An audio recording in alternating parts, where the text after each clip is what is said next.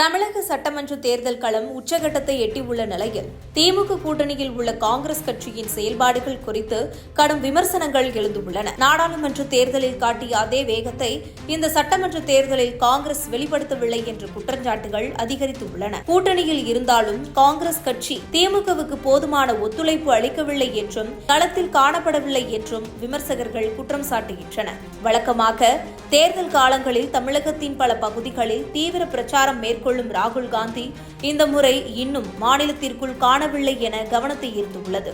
புதுச்சேரியில் பிரச்சாரம் துவங்கிய அவர் தமிழகத்தில் இன்னும் களம் இறங்காதது திமுக தரப்பிலும் சலசலப்பை ஏற்படுத்தியுள்ளது. இதற்கிடையில் திமுக மற்றும் கூட்டணி கட்சிகள் தொகுதி பங்கீடு முடிந்தவுடன் வேட்பாளர் அறிமுகம், தெருமுனை பிரச்சாரம் ஆகியவற்றில் வேகம் காட்டி வருகின்றன.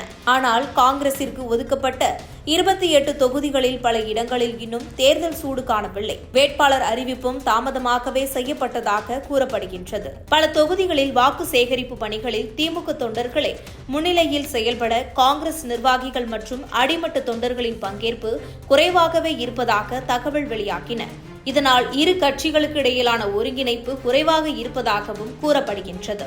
மேலும் தமிழக காங்கிரஸ் தலைவர்கள் பலர் பொதுக்கூட்டங்களை விட சென்னை சத்தியமூர்த்தி பவனில் ஆலோசனைகளில் ஈடுபட்டு வருவதாகவும் களப்பணிகளில் தீவிரம் இல்லை என்றும் குற்றம் சாட்டி எழுந்துள்ளன. நாடாளுமன்ற தேர்தலில் ராகுல் காந்தியை முன்னிலைப்படுத்தி வாக்குகளை சேகரித்தோம். ஆனால் இப்பொழுது சட்டமன்ற தேர்தலில் டெல்லி தலைமையின் ஆதரவு குறைவாக இருப்பது ஏன் என்ற கேள்வி கூட்டணிக்குள் எழுந்துள்ளன.